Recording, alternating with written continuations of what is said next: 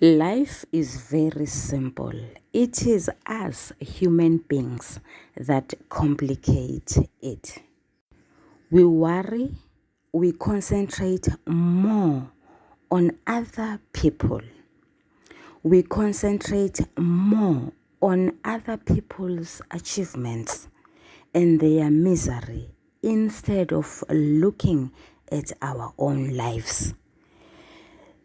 This resonates more with what Simon Sinek said, and I open quotes, "We'd achieve more if we chased our dreams instead of our competition." I close quotes. Countrymen, colleagues, friends, ladies and gentlemen, please do not forget that delay does not mean denial. Your turn is just around the corner. Just wait and see. Sanibonani balingani mabhungu namatshitshi. Igama lami nguSpooky N isiZulu. Namhlanje sizokwenza umbhalo wobuciko obizwa ngokuthiwa Bengithi Lizokuna, obhalwe nguNakanjani Sibiya. Kunomfundi mumbe okwathi nyakenye wacela ukuba sifinqe lo mbhalo wobuciko. Kule video ngizofinqa izahluko ezintathu kuphela. Ngizode ngithi qaphu qaphu ngezimpawu zokuhlaziya imibuzo emide kumbe izinkomba. Isahluko sokuqala. uXolani Mpanza usemhlanganweni wezamabhizinisi. Lo mhlangano useThekwini kulungiselelwa umdlalo webhola okuyindebe yomhlaba wonyaka wezi-2010. uXolani uzimisele okwangempela ukuthi axoshaxoshe kulo mhlangano njengomuntu oqalisayo ukuzimbandakanya kwezamabhizinisi. Kodwa sibona ingwijikhwebu. Ingwijikhwebu isigameko noma isigigaba ebesingasilindele. Besingakulindele-ke ukuthi uXolani athi ezimisele kakhulu ukuthi ayoxoshaxosha ulwazi mayelana nezamabhizinisi, kodwa abe ngumlingiswa onguthathekile, ethathwa ehehwa ubuhle bentokazi thizeni kanti yena ushadile.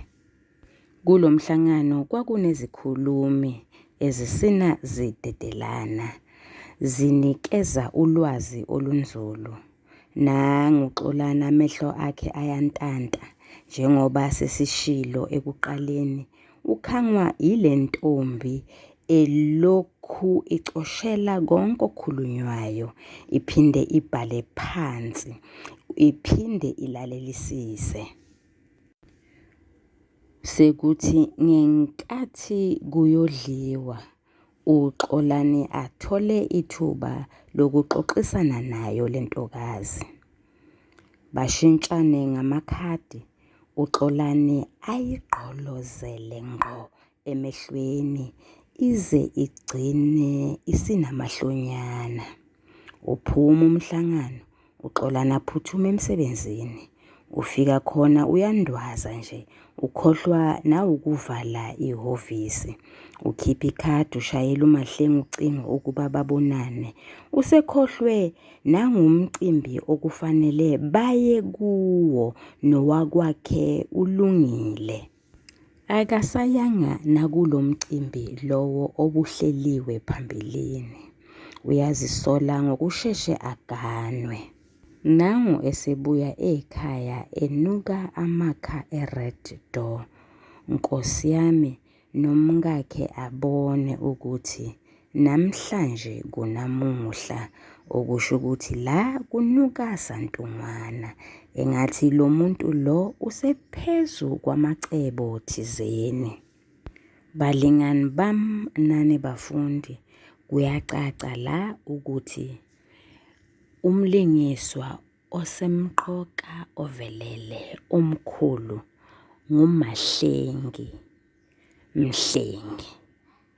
Kodwa-ke manje ngoba sinophawu lokuhlaziya umbuzo omude noma inkomba ebizwa ngokuthiwa isakhiwana, lana umbhali uyisebenzisile le nkomba umbuzo omude noma uphawu lokuhlaziya. Kwazise umlingiswa osemqoka walesi isakhiwana nguXolani Mpanza. Ake siboneke. Isethulo sithinta okuthathu ngenhlanhla enkulu, nakulesi sakhiwana sithinta okuthathu okulandelayo: umlingiswa osemqoka, isizinda kanye nesisusa sodweshu.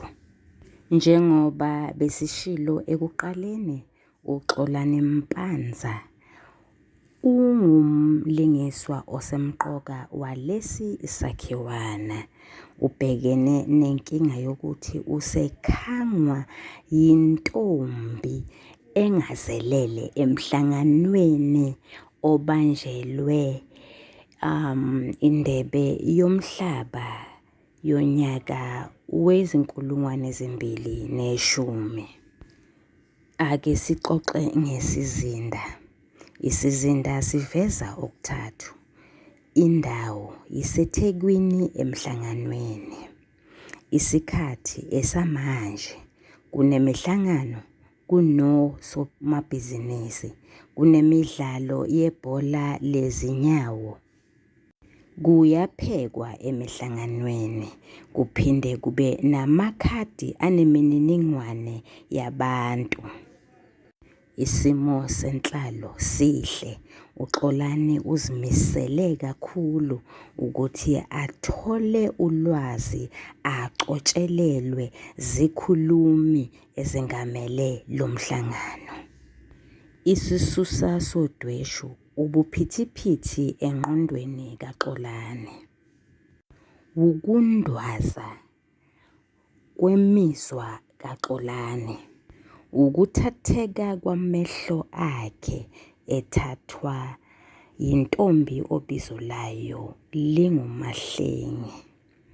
Simbone eshaywa unembeza ngokuthi uganiwe, futhi enovalo esaba ezibuza ukuthi kodwa angathini umkakhe uma engezwa ukuthi uhambe ethatheka. Mlingani, nawe mfundi, ngizoguma kancane. Ngiyazi ukuthi wena usuzoqhubeka nalokhu ngoba uyazi ukuthi emzimbeni wesakhiwo noma wesakhiwana sithola ukubhebhetheka kodweshu, isixakaxaka, kunganovuthondaba, siphinde sithole isiphetho. Hlala phansi-ke manje ubone ukuthi kukhona yini lokhu kulesi isakhiwana. Ukhumbule ukuthi kungenzeka ukuthi kungabi bikho ngani, ngoba lesi yisakhiwana. Isakhiwana indatshana ngaphakathi kwendaba enkulu. Isahluko sesibili. Lapha sibona umbhali esebenzisa isu lokujeqeza emuva. Kulesi sahluko sonkana, isu lokujeqeza emuva isu elisetshenziswa umbhali esethulela umlingiswa othile ekhumbula okuthile. Umbhali uye alisebenzise leli gama elithi khumbula. Sekuzoya ngesimo-ke, angaliveza kanjena athi wakhumbula, uzokhumbula, ngiyakukhumbuza, kanjalo kanjalo. Kulesi sahluko sibona uManqobangidi onguyise kaMhlengi Ngidi. UMhlengi lona bese shilo ukuthi ungumlingiswa osemqoka. Singasho ukuthi ngumhlengi noma sithi ngumahlengi ngoba kwezinye izahluko uvezwa njengentombazana, kwezinye izahluko avezwe njengensizwa. Sibona uNgidi eshayela imoto yakhe, ungena emgwaqweni obheke koCilima. Simbona ejeqeza emuva, ekhumbula insambatheka ayitshelwa indodana yakhe.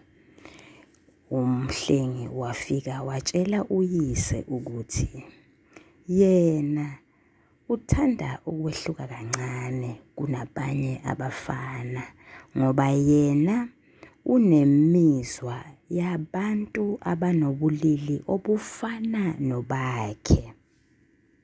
Sibona uNgidi ekhumbula futhi ukuthi wayixosha indodana yakhe, wayitshela nokuthi akazukuyinika ifa lepulazi.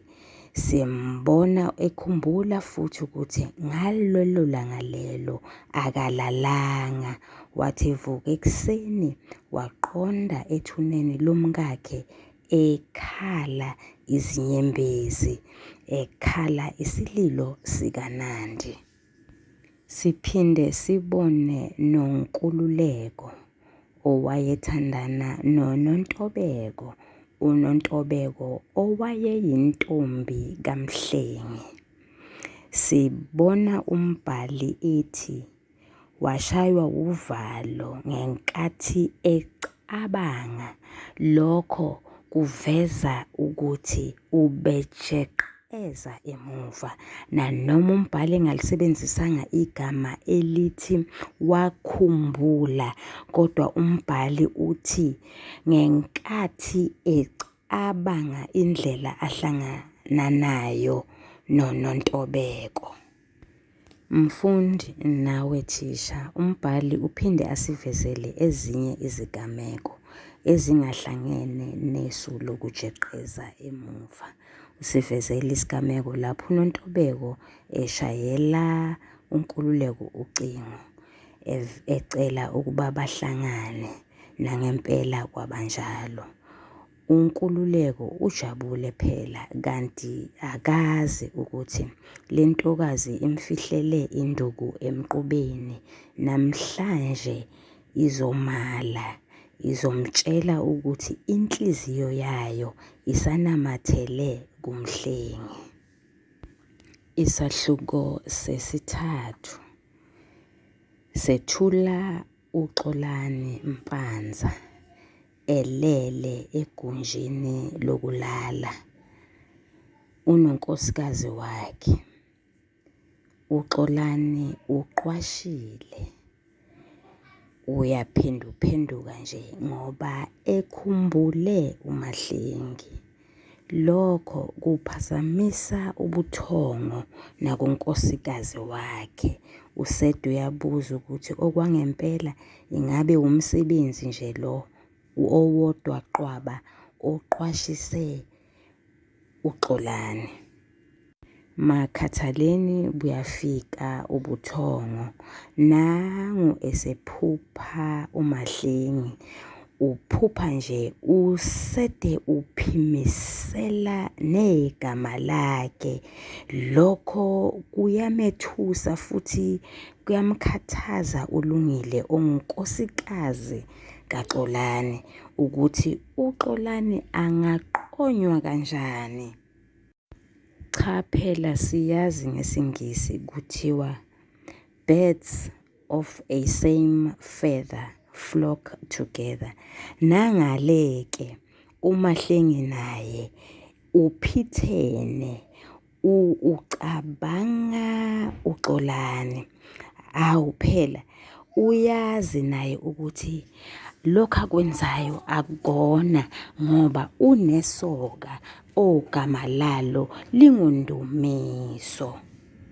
noNdumiso naye useyasola kancane ukuthi kukhona okushaya amanzi.